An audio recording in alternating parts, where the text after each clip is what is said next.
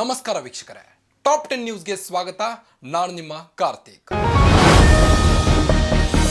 ಕುಮಾರಸ್ವಾಮಿಯವರನ್ನು ಬಂಧಿಸುವ ಅಗತ್ಯ ಬಿದ್ದರೆ ಮುಲಾಜಿಲ್ಲದೆ ಅರೆಸ್ಟ್ ಮಾಡ್ತೀವೆಂದು ಸಿಎಂ ಸಿದ್ದರಾಮಯ್ಯ ಹೇಳಿದ್ದಾರೆ.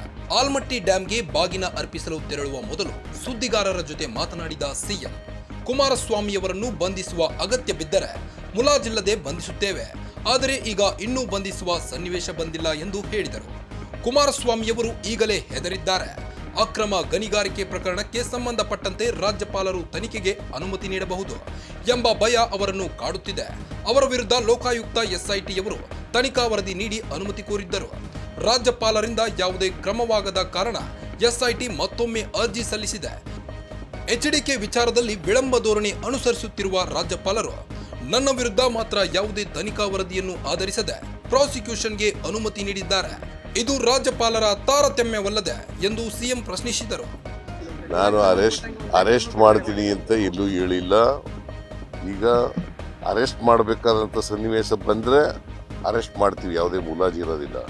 ಆದರೆ ಅಂಥ ಸನ್ನಿವೇಶ ಏನಿಲ್ಲ. ಈಗ ಕುಮಾರಸ್ವಾಮಿ ಭಯ ಪಟ್ಕೊಬಿಟ್ಟಿದ್ದಾರೆ. ಪಾಪ ಅವ್ರಿಗೆ ಸ್ಯಾಂಕ್ಷನ್ ಕೊಟ್ಬಿಡ್ತಾರೆ ಗವರ್ನರು ಅಂತ ಭಯ ಅವರು. ಯಾಕಂದರೆ ಸ್ಯಾಂಕ್ಷನ್ ನಾವು ಕೇಳಿಲ್ಲ ಅಥವಾ ಖಾಸಗಿಯವ್ರು ಯಾರು ಕೇಳಿಲ್ಲ. ಸ್ಯಾಂಕ್ಷನ್ ಕೇಳಿರೋರು ಯಾರು? ಲೋಕಾಯುಕ್ತ SIT ಅವರು ಕೇಳಿರ್ತಕ್ಕಂಥ. ಅವರು ತನಿಖೆ ಮಾಡಿ ಎವಿಡೆನ್ಸ್ ಕಲೆಕ್ಟ್ ಮಾಡಿ ಆಮೇಲೆ ಕೇಳಿದ್ದಾರೆ. ಅದರ ಅರ್ಥ ಇವ್ರ ಮೇಲೆ ಎವಿಡೆನ್ಸ್ ಇದೆ ಅಂತ. ಅವ್ರು ಹೇಳೋದು ಬಿಟ್ಬಿಡಪ್ಪ, ನೀನು ತನಿಖೆ ಮಾಡಿ ಎವಿಡೆನ್ಸ್ ಇದೆ ಅನ್ನೋದು ಬಿಟ್ಬಿಡೋದ?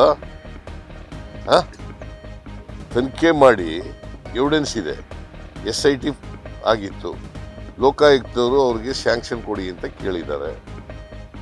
ರಾಜ್ಯಪಾಲರು ಏನು ಮಾಡಿದ್ದಾರೆ? ಕೊಟ್ಟಿರೋದು ಯಾವಾಗ? ಸ್ಯಾಂಕ್ಷನ್ ಕೇಳಿರೋದು ಯಾವಾಗ?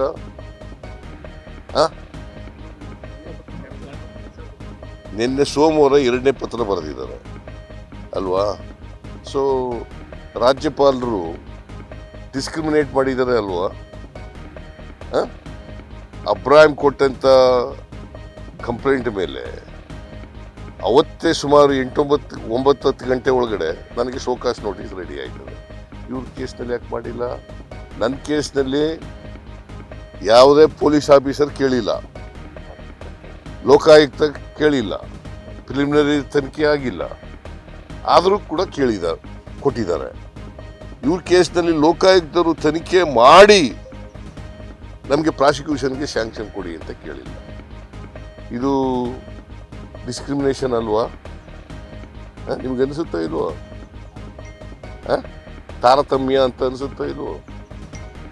ಅದಕ್ಕೆ ಅದನ್ನು ಕೇಳಿದರೆ ಅದಕ್ಕೆ ಕುಮಾರಸ್ವಾಮಿ ಸುಳ್ಳು ಹೇಳಿ ಅದನ್ನು ಡಿಫೆಂಡ್ ಮಾಡ್ಕೊಳ್ಳೋಕೆ ಪ್ರಯತ್ನ ಮಾಡ್ತಾರೆ. ಕೇಂದ್ರ ಸಚಿವ HD ಕುಮಾರಸ್ವಾಮಿ ಅವರನ್ನು ಬಂಧಿಸುವ ಅಗತ್ಯ ಬಿದ್ದರೆ ಮುಲಾಜಿಲ್ಲದೆ ಬಂಧಿಸುತ್ತೇವೆ ಎಂದು ಹೇಳಿದ್ದ ಮುಖ್ಯಮಂತ್ರಿ ಸಿದ್ದರಾಮಯ್ಯ ಹೇಳಿಕೆಗೆ ತಿರುಗೇಟು ನೀಡಿರುವ ಕುಮಾರಸ್ವಾಮಿ, ನನ್ನನ್ನು ಬಂಧಿಸಲು 100 ಸಿದ್ದರಾಮಯ್ಯ ಹುಟ್ಟಿ ಬರಬೇಕು ಎಂದು ಹೇಳಿದ್ದಾರೆ. ತಮ್ಮ ವಿರುದ್ಧ ಪ್ರಾಸಿಕ್ಯೂಷನ್ಗೆ SIT ಅನುಮತಿ ಕೇಳಿದ ವಿಚಾರವಾಗಿ ಬೆಂಗಳೂರಿನಲ್ಲಿ ಸುದ್ದಿಗೋಷ್ಠಿ ನಡೆಸಿ ಮಾತನಾಡಿದ ಕೇಂದ್ರ ಮಂತ್ರಿ HD ಕುಮಾರಸ್ವಾಮಿ ಕಾಂಗ್ರೆಸ್ ವಿರುದ್ಧ ವಾಗ್ದಾಳಿ ನಡೆಸಿದರು. ತಮ್ಮ ವಿರುದ್ಧ ಪ್ರಾಸಿಕ್ಯೂಷನ್ಗೆ ಅನುಮತಿ ಕೋರಿ ನಡೆಯುತ್ತಿರುವ ಬೆಳವಣಿಗೆಗಳಿಗೆ ಹೆದರುವುದಿಲ್ಲ. ತಮ್ಮ ವಿರುದ್ಧದ ತನಿಖೆ ಪೂರ್ಣಗೊಂಡಿದ್ದರೆ ಲೋಕಾಯುಕ್ತ SIT ವರದಿಯನ್ನು ಸುಪ್ರೀಂ ಕೋರ್ಟ್ಗೆ ಏಕೆ ಸಲ್ಲಿಸಿಲ್ಲ ಎಂದು ಪ್ರಶ್ನಿಸಿದರು. ಲೋಕಾಯುಕ್ತದಲ್ಲಿ ಸಿದ್ದರಾಮಯ್ಯ ವಿರುದ್ಧ 61 ಕೇಸುಗಳು ಇವೆಯಂತೆ. ತನಿಖೆಯಾಗದೆ 60 ಕೇಸ್ ಬಾಕಿ ಉಳಿದಿವೆ.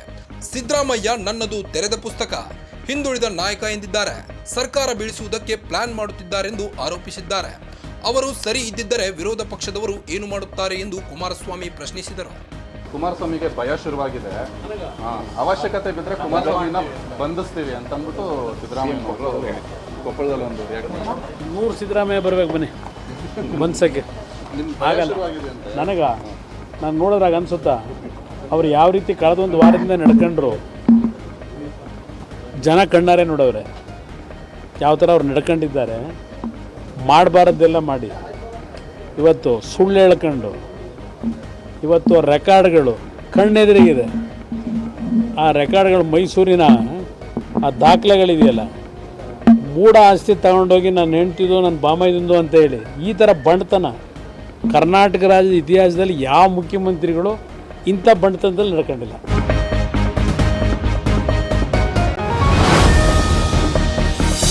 ಮುಡಾ ಹಗರಣದಲ್ಲಿ ಸಿಎಂ ಸಿದ್ದರಾಮಯ್ಯ ವಿರುದ್ಧ ಪ್ರಾಸಿಕ್ಯೂಷನ್ಗೆ ಅನುಮತಿ ಕೊಟ್ಟಿರುವ ಬೆನ್ನಲ್ಲೇ ರಾಜ್ಯಪಾಲ ಗೆಹ್ಲೋಟ್ ಅವರಿಗೆ ಬುಲೆಟ್ ಪ್ರೂಫ್ ಕಾರು ನೀಡಿ ಹೆಚ್ಚಿನ ಭದ್ರತೆ ಕಲ್ಪಿಸಲಾಗಿದೆ. ಗವರ್ನರ್ ವಿರುದ್ಧದ ರಾಜ್ಯಾದ್ಯಂತ ಕಾಂಗ್ರೆಸ್ ಕಾರ್ಯಕರ್ತರು, ಸಿದ್ದರಾಮಯ್ಯ ಅಭಿಮಾನಿಗಳು ಪ್ರತಿಭಟನೆ ನಡೆಸುತ್ತಿದ್ದಾರೆ. ಹೀಗಾಗಿ ರಾಜ್ಯಪಾಲರು ತೆರಳುವ ಮಾರ್ಗದಲ್ಲಿ ಅವರಿಗೆ ಪ್ರತಿಭಟನೆ ಬಿಸಿ ತಟ್ಟುವ ಸಾಧ್ಯತೆ ಇದೆ ಎಂಬ ಮಾಹಿತಿ ಗುಪ್ತಚರ ಇಲಾಖೆ ಸಿಕ್ಕಿದ್ದು ಭದ್ರತೆ ಹೆಚ್ಚಿಸಲಾಗಿದೆ. ಗವರ್ನರ್ ಗೆಹ್ಲೋಟ್ ಅವರು ರಾಜ್ಯಪಾಲರಾಗಿ ನೇಮಕವಾದ ಮೇಲೆ ಅವರಿಗೆ ಬುಲೆಟ್ ಪ್ರೂಫ್ ಕಾರು ನೀಡಲಾಗಿತ್ತು. ಅದನ್ನು ಸರ್ಕಾರಕ್ಕೆ ವಾಪಸ್ ನೀಡಿದ್ದ ಅವರು ಇನೋವಾ ಕಾರಿನಲ್ಲಿ ಸಂಚರಿಸುತ್ತಿದ್ದರು. ಆದರೆ ತನಿಖೆಗೆ ಅನುಮತಿ ನೀಡಿದ ಬಳಿಕ ಬುಲೆಟ್ ಪ್ರೂಫ್ ಕಾರು ಬಳಕೆ ಮಾಡುತ್ತಿದ್ದಾರೆ ಎಂದು ಮೂಲಗಳು ತಿಳಿಸಿವೆ. ಭದ್ರತಾ ದೃಷ್ಟಿಯಿಂದ ರಾಜ್ಯಪಾಲರ ಕೆಲವು ಕಾರ್ಯಕ್ರಮ ರದ್ದುಗೊಂಡಿರುವ ಮಾಹಿತಿ ಲಭ್ಯವಾಗಿದೆ.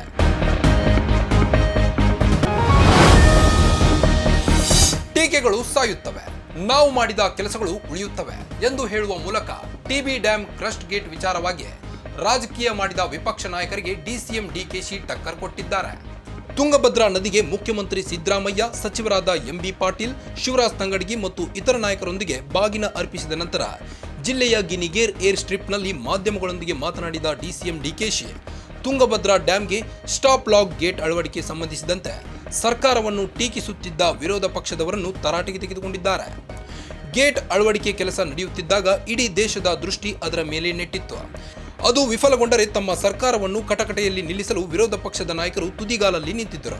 ಆದರೆ ದೇವರ ಕೃಪೆಯಿಂದ ಎಲ್ಲವೂ ಸುಗಮವಾಗಿ ನಡೆಯಿತು. ಸಚಿವರು, ಶಾಸಕರು 4 ದಿನಗಳ ಕಾಲ 1 ನಿಮಿಷವೂ ನಿದ್ದೆ ಮಾಡದೆ ಗೇಟ್ ಅಳವಡಿಕೆ ಕಾರ್ಯದ ಉಸ್ತುವಾರಿ ವಹಿಸಿಕೊಂಡಿದ್ದರು. ಕೆಲಸವನ್ನು ಸಕಾಲದಲ್ಲಿ ಪೂರ್ಣಗೊಳಿಸಿ ಈ ಭಾಗದ ರೈತರನ್ನು ಬದುಕಿಸಿಕೊಂಡ ಇಂಜಿನಿಯರಿಂಗ್ ಸಂಸ್ಥೆಗಳಿಗೆ ಸರ್ಕಾರದ ಪರವಾಗಿ ಧನ್ಯವಾದ ಸಲ್ಲಿಸುತ್ತೇನೆ ಎಂದು ಡಿಕೆ ಶಿವಕುಮಾರ್ ಹೇಳಿದರು. ನಮ್ಮ ತುಂಗಭದ್ರಾ ಕೆಲಸದ ಬಗ್ಗೆ ನೋಡ್ತಾ ಇದ್ರು. ಎಲ್ಲ ನಮ್ಮ ವಿರೋಧ ಪಕ್ಷದವರು ಟೀಕೆ ಮಾಡಿ ರಾಜಕೀಯ ಮಾಡ್ತಾ ಇದ್ರು. ಇಡೀ ರಾಷ್ಟ್ರದಲ್ಲಿರುವಂತ ಎಲ್ಲ ಡ್ಯಾಂ ಸಂಬಂಧಪಟ್ಟಂತೆ ಯಾವ ರೀತಿ ಈ ಕೆಲಸನ ನಿರ್ವಹಣೆ ಮಾಡ್ತಾರೆ ಅಂತೇಳಿ ಎಲ್ಲ ಗಮನಿಸ್ತಾ ಇದ್ರು. ನಾವು 24 ಅವರ್ಸ್ 1 ನಿಮಿಷ ಕೂಡ ನಮ್ಮ ಅಧಿಕಾರಿಗಳು, ನಮ್ಮ ಡಿಸ್ಟ್ರಿಕ್ಟ್ ಮಿನಿಸ್ಟ್ರು, MLAಗಳು ಯಾರು ಮಲಗಲಿಲ್ಲ. ಎಲ್ಲ ನಾವು ಸಂಬಂಧಪಟ್ಟಂತ ನಾಯ್ಡು ಅವ್ರಿಗೆ, JSW ಅವ್ರಿಗೆ, ಬೇರೆ ಬೇರೆ ಕಂಪನಿಯವರು ಎಲ್ಲ ಕೆಲವರು ಯಾರು ಇದ್ರು ಅವ್ರಿಗೆಲ್ಲ ಸಂಪರ್ಕ ಮಾಡ್ದೋ. ಮಿಕ್ಕಿದ ಕಂಪನಿ ಹೆಸರು ನಾರಾಯಣ್ ಇಂಜಿನಿಯರಿಂಗು, ಜಿಂದಾಲು ಮತ್ತು ಇನ್ನೊಂದು ಹಿಂದೂಸ್ತಾನ್. 3 ಜನ ಕೂಡ ಪಾಪ ಕೆಲಸ ಮಾಡಿ ಎಲ್ಲ ನಮ್ಗೆ ಮಾಡಿ ವಿತಿನ್ 4 ಡೇಸ್ ತಂದ್ರು. ನಮ್ಮ ಅದೃಷ್ಟಕ್ಕೆ ಡಿಸೈನ್ ಎಲ್ಲ ಕಂಪ್ಲೀಟ್ ನಮ್ಮ ಹತ್ರನೇ ಇತ್ತು. ಸೆಂಟ್ರಲ್ ಗವರ್ಮೆಂಟ್ ಬೇರೆ ಬೇರೆ ಸ್ಟೇಟ್ ಎಲ್ಲ ಸೇರಿ ಅದನ್ನ ಮ್ಯಾನೇಜ್ಮೆಂಟ್ ಮಾಡಿದ್ರು ಕೂಡ ನಾವು ಅದನ್ನ ಜವಾಬ್ದಾರಿ ತೆಗೆದುಕೊಂಡು ಎಲ್ಲರೂ ಸಹಕಾರ ಕೊಟ್ಟರು. ಬಹಳ ಯಶಸ್ವಿಯಾಗಿ ಈಗ ಪ್ಲೇನಲ್ಲೂ ನೋಡ್ಕೊಂಡು ಬಂದು ನೀರೆಲ್ಲ ತುಂಬ್ತಾ ಇದೆ. ಸೊ ಇದೊಂದು ದೇವರ ಆಶೀರ್ವಾದ. ದೇವರ ಆಶೀರ್ವಾದದಿಂದ, ಜನರ ಆಶೀರ್ವಾದದಿಂದ ರೈತರನ್ನು ನಾವು ಬದುಕಿಸಿದ್ದೇವೆ. ತುಂಬಿದ ತಕ್ಷಣ ತಿರ್ಗಾ ಬಂದು ನಾವು ಅದಕ್ಕೆ ಯಾವ ರೀತಿ ಗೌರವ ಸಲ್ಲಿಸಬೇಕು ಆ ತಾಯಿಗೆ, ಗಂಗಾ ತಾಯಿಗೆ ಬಂದು ಪೂಜೆ ಮಾಡಿ ಯಾರು ನಮಗೆ ಸಹಕಾರ ಕೊಟ್ಟಿದ್ದಾರೆ ಅವ್ರಿಗೆಲ್ಲ ಸನ್ಮಾನ ಕೂಡ ಮಾಡಿ ನಾವು ಹೋಗ್ತೇವೆ. ಜೊತೆಗೆ ಸೆಂಟ್ರಲ್ ಗವರ್ಮೆಂಟ್ ನಮ್ಮ ಡ್ಯಾಮ್ ಸೇಫ್ಟಿ ವಿಚಾರದಲ್ಲಿ ಕೆಲವು ಅಧಿಕಾರಿಗಳನ್ನ ಎಲ್ಲ ಡ್ಯಾಮ್ಗಳನ್ನ ಪರಿಶೀಲನೆ ಮಾಡಲಿಕ್ಕೆ ಒಂದು ಅವಕಾಶ ಇದೆ. ಒಂದು ಕಮಿಟಿ ಕೂಡ ಸಬ್ಮಿಟ್ ಮಾಡಿದೀವಿ. ಈಗಾಗಲೇ ಪ್ರವಾಸ ಮಾಡ್ತದೆ. ಎಲ್ಲ ಟೆಕ್ನಿಕಲ್ ಎಕ್ಸ್ಪರ್ಟ್ಸ್ ಎಲ್ಲ ಇಡೀ ರಾಜ್ಯದಲ್ಲಿರುವಂತಹ ನಮ್ಮ ಎಲ್ಲ ಡ್ಯಾಮ್ಗಳಿಗೂ ಅವ್ರು ಭೇಟಿ ಕೊಟ್ಟು ಅದನ್ನ ಏನು ಡ್ಯಾಮ್ ಸೇಫ್ಟಿ ವಿಚಾರದಲ್ಲಿ ಏನೆಲ್ಲ ಕ್ರಮ ಕೈಗೊಳ್ಳಬೇಕು ಅದ್ರ ಬಗ್ಗೆ ನಾವು ಗಮನಿಸ್ತೇವೆ. ಇದು ಅವರ ಏನು ಟೀಕೆಗಳು ಸತ್ತೋಯ್ತು, ನಮ್ಮ ಕೆಲಸಗಳು ಉಳಿತದೆ ಅಷ್ಟು ಮಾತ್ರ ನಾನು ಹೇಳ್ತೀನಿ. ಯಾರೇ ಹೇಳಿದ್ದೇನೇನೋ ಟೀಕೆ ಸಾಯ್ತವೆ, ನಮ್ಮ ಕೆಲಸಗಳು ಉಳಿತವೆ ಅಂತ. ಹಂಗೆ ಟೀಕೆಗಳೆಲ್ಲ ಸತ್ತೋಯ್ತು, ನಮ್ಮ ಕೆಲಸಗಳೆಲ್ಲ ಉಳ್ಕೊಂಡಿದೆ. ಯಾವ ಆಯುಷು ಇಲ್ಲ. ಅದು ಪ್ರಾರಂಭದಲ್ಲೇ ನಮ್ಮ ಎಂಬಿ ಪಾಟೀಲ್ ಅವರು ಹೇಳ್ತಾ ಇದ್ರು ಒಂದು ರಿಪೋರ್ಟ್ ಇತ್ತು ಅಂತ ಅಂದ್ಬಿಟ್ಟು ಆವತ್ತೇ ಅರ್ಧ TMC ಪ್ರತಿ ವರ್ಷನೂ ಅದು ಇದು ತುಂಬುತ್ತದೆ, ತುಂಬುತ್ತದೆ ಅನ್ನೋದು ಮೊದಲೇ ಒಂದು ಸ್ಟಾರ್ಟಿಂಗ್ ಅಲ್ಲೇ ಒಂದು ರಿಪೋರ್ಟ್ ಇತ್ತು. ಅದಕ್ಕೆ ನೆಕ್ಸ್ಟ್ ಆಲ್ಟರ್ನೇಟಿವ್ ನಾವು ಬಜೆಟ್ ಅಲ್ಲಿ ನಾವು ಸೇರಿಸಿದ್ದೀವಿ. ಇದಾದ್ಮೇಲೆ ನಾನು ಅದೆಲ್ಲ ಪ್ರವಾಸ ಮಾಡಿಬಿಟ್ಟು ಅದಕ್ಕೆ ಆಲ್ಟರ್ನೇಟಿವ್ ನೀರನ್ನ ನವಲಿ ಡ್ಯಾಮ್ ವಿಚಾರದಲ್ಲಿ ಏನ್ ಚರ್ಚೆ ಮಾಡಬೇಕು ಆ ಕೆಲಸನ ನಾವು ಮಾಡ್ತೀವಿ. ಈಗ ನಾವು ಹೇಳ್ತಾ ಇದ್ದೀರಲ್ಲ, ಈಗ ನಾನು ಏನ್ ಹೇಳಿದ್ದು, ಡ್ಯಾಮ್ ಸೇಫ್ಟಿ ವಿಚಾರದಲ್ಲಿ ಒಂದು ಕಮಿಟಿ ಒಬ್ರು ಹೇಳಿದ್ದಾರೆ ಪಾಪ. ನಾವು ಅದಕ್ಕೆ ಏನ್ ಮಾಡಬೇಕು ಅದಕ್ಕೆ ವ್ಯವಸ್ಥೆನ ನಾವು ಮಾಡ್ತೀವಿ. ನೋಡಪ್ಪ, ನಾನು ಟೆಕ್ನಿಕಲ್ ಮನುಷ್ಯ ಅಲ್ಲ. ಟೆಕ್ನಿಕಲ್ ರಿಪೋರ್ಟ್ ಏನ್ ಅಫಿಷಿಯಲ್ ಆಗಿ ಬರಲಿ, ಅದಕ್ಕೆ ಏನ್ ಬೇಕೋ ಮುಂಜಾಗ್ರತೆ ನಾವು ಮಾಡ್ತೀವಿ.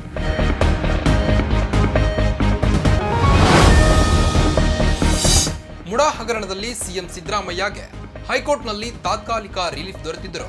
ಸಿಎಂ ಪತ್ನಿ ಪರ್ಯಾಯ ನಿವೇಶನ ಕೋರಿ ಬರೆದಿದ್ದ ಪತ್ರವನ್ನು ತಿರುಚಲಾಗಿದೆ ಎಂಬ ಆರೋಪ ಕೇಳಿಬಂದಿದೆ.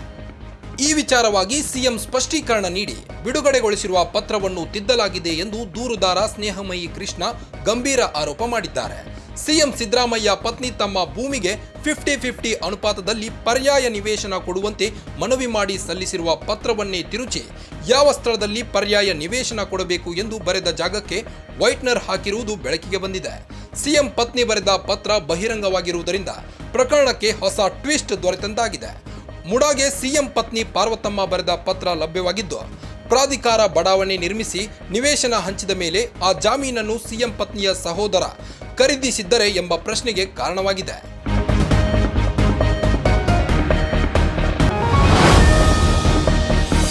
ಬೆಂಗಳೂರಿನಲ್ಲಿ ಮೊದಲ ಜಿಕಾ ವೈರಸ್ ಕೇಸ್ ಬೆಳಕಿಗೆ ಬಂದಿದ್ದು ನಾಗರಿಕರಲ್ಲಿ ಭೀತಿ ಹುಟ್ಟಿಸಿದೆ. ಇದರೊಂದಿಗೆ ರಾಜ್ಯದಲ್ಲಿ ಇವರಿಗೆ 7 ಜಿಕಾ ವೈರಸ್ ಪ್ರಕರಣಗಳು ಪತ್ತೆಯಾಗಿದ್ದು, ಈ ಬೆನ್ನಲ್ಲೇ ಆರೋಗ್ಯ ಇಲಾಖೆ ಎಚ್ಚೆತ್ತು ಮುನ್ನೆಚ್ಚರಿಕೆ ವಹಿಸಿದೆ. ಬಿಬಿಎಂಪಿ ವ್ಯಾಪ್ತಿಯ ಬೊಮ್ಮಸಂದ್ರ ವಾರ್ಡ್ನಲ್ಲಿ ಮೊದಲ ಜಿಕಾ ವೈರಸ್ ಕೇಸ್ ದೃಢವಾಗಿದೆ. ಆನೇಕಲ್ಗೆ ಅಂಟಿಕೊಂಡೇ ಇರುವ ಬೊಮ್ಮಸಂದ್ರ ವಾರ್ಡ್ನಲ್ಲಿ ಜಿಕಾ ವೈರಸ್ ಪತ್ತೆಯಾಗುವ ಮೂಲಕ ಬೆಂಗಳೂರು ನಗರ ಜಿಲ್ಲೆ ಹಾಗೂ ಪಾಲಿಕೆ ವ್ಯಾಪ್ತಿಯಲ್ಲಿ ಒಟ್ಟು 6 ಕೇಸ್ ದಾಖಲಾಗಿದೆ. ಈ ಹಿನ್ನೆಲೆ ನಗರ ಜಿಲ್ಲಾಡಳಿತ ಹಾಗೂ ಬಿಬಿಎಂಪಿ ಜಂಟಿಯಾಗಿ ಕ್ರಮ ಕೈಗೊಂಡಿದ್ದು, ಡೆಂಗಿ ಮಾದರಿಯಲ್ಲೇ ಕಟ್ಟೆಚ್ಚರ ವಹಿಸಲಾಗುತ್ತಿದೆ. ಜೊತೆಗೆ ಆರೋಗ್ಯ ಇಲಾಖೆ ರಚಿಸಿದ ತಜ್ಞರ ಸಮಿತಿಯಿಂದಲೂ ಪಾಲಿಕೆ ಸಲಹೆ ಪಡೆಯಲಿದೆ.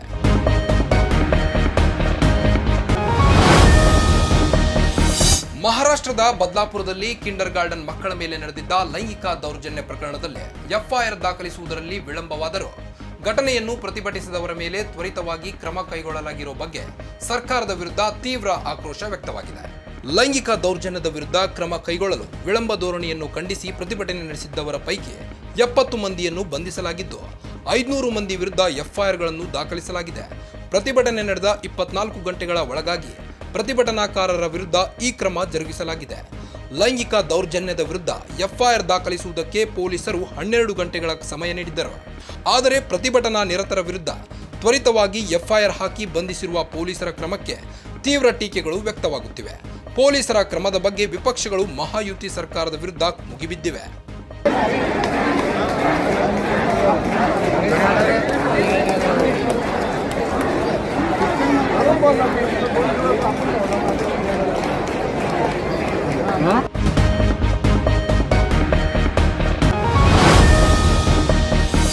ಉಕ್ರೇನ್ ಅಧ್ಯಕ್ಷ ವೊಲಡಿಮಿರ್ ಜೆಲೆನ್ಸ್ಕಿ ಅವರ ಆಹ್ವಾನದ ಮೇರೆಗೆ ಪ್ರಧಾನಿ ಮೋದಿ ಅವರು ಆಗಸ್ಟ್ 23ರಂದು ಉಕ್ರೇನ್ಗೆ ಭೇಟಿ ನೀಡಲಿದ್ದಾರೆ.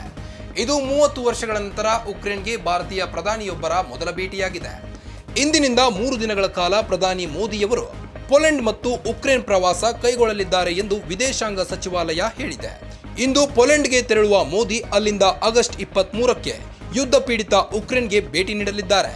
ರಷ್ಯಾ ಮತ್ತು ಉಕ್ರೇನ್ ನಡುವೆ ಯುದ್ಧ ಮುಂದುವರೆದಿದ್ದು, ವೈಮಾನಿಕ ದಾಳಿಗಳು ನಡೆಯುವ ಹಿನ್ನೆಲೆಯಲ್ಲಿ ಪೋಲೆಂಡ್ನಿಂದ ಉಕ್ರೇನ್ಗೆ ತೆರಳಲು ಮತ್ತು ಅಲ್ಲಿಂದ ಪೋಲೆಂಡ್ಗೆ ವಾಪಸ್ಸಾಗಲು ಮೋದಿ ರೈಲಿನಲ್ಲಿ ಪ್ರಯಾಣ ಮಾಡಲಿದ್ದಾರೆ ಎಂದು ವರದಿಯಾಗಿದೆ.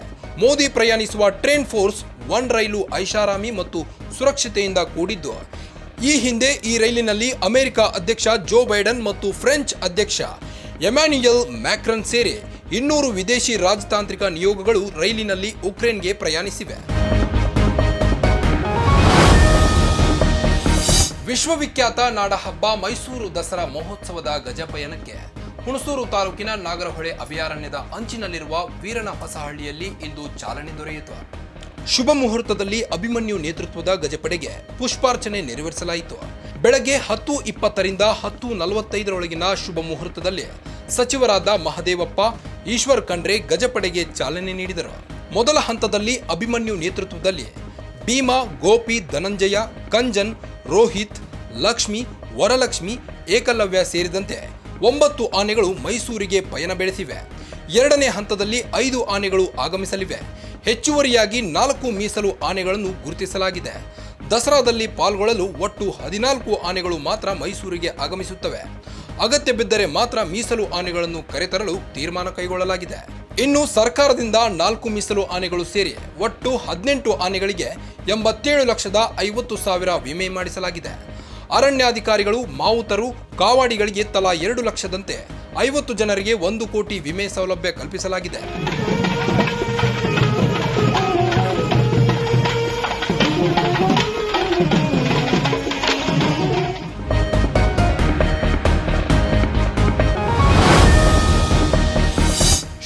ರಾಘವೇಂದ್ರ ಸ್ವಾಮಿಗಳ 353ನೇ ಆರಾಧನಾ ಮಹೋತ್ಸವದ ಹಿನ್ನೆಲೆ ಇಂದು ಮಂತ್ರಾಲಯದಲ್ಲಿ ಮಧ್ಯಾರಾಧನೆ ಸಂಭ್ರಮ ಮನೆ ಮಾಡಿದೆ.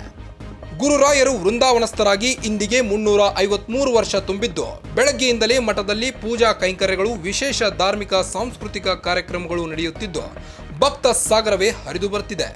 ವೃಂದಾವನಕ್ಕೆ ಮಠದ ಪೀಠಾಧಿಪತಿ ಸುಬುಧೇಂದ್ರ ತೀರ್ಥ ಸ್ವಾಮಿಗಳು ವಿಶೇಷ ಮಹಾಪಂಚಾಮೃತ ಅಭಿಷೇಕ ಮಾಡಿದರು.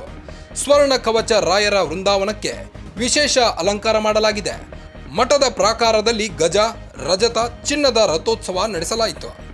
ರಾಮನಲ್ಲಿ ಮಾತ್ರ ಪ್ರೀತಿಯನ್ನ ನಾವು ಕಾಣಬೇಕು. ಯಾಕೆಂತಂದ್ರೆ ರಾಮಚಂದ್ರ ಭಕ್ತಾವತಾರ ಸ್ಪಿಹ ಭಕ್ತ ಶಿಕ್ಷಣಂ ಅಂತ ಅಲ್ಲ, ಮರ್ತ್ಯಾವತಾರ ಸ್ಪಿಹ ಮರ್ತ್ಯ ಶಿಕ್ಷಣಂ ಎಂದು ಹೇಳಿದಂತೆ ಮನುಷ್ಯನಾಗಿ ಅವನು ಅವತಾರ ಮಾಡಿದಾನೆ. ಅವತಾರ ಮಾಡಿ ತಾನು ದೇವರಾಗಿ ಇರದೆ ಕೇವಲ ಮನುಷ್ಯನಂತೆ ಮಾತ್ರ ಬದುಕಿದಾನೆ. ಆದ್ದರಿಂದ ಒಬ್ಬ ಮನುಷ್ಯ ತನ್ನ ಜೀವನದಲ್ಲಿ ಹೇಗೆ ನಡೆದುಕೊಳ್ಳಬೇಕು, ತಂದೆ ತಾಯಂದಿರಿಗೆ ಹೇಗೆ ವಿನಯ ವಿಧೇಯನಾಗಿ. ಇದಿಷ್ಟು ಟಾಪ್ 10 ನ್ಯೂಸ್. ಹೆಚ್ಚಿನ ಸುದ್ದಿಗಾಗಿ ನೋಡ್ತಾ ಇರಿ ಗ್ಯಾರಂಟಿ ನ್ಯೂಸ್. ಸುದ್ದಿ ಖಚಿತ, ನ್ಯಾಯ ನಿಶ್ಚಿತ.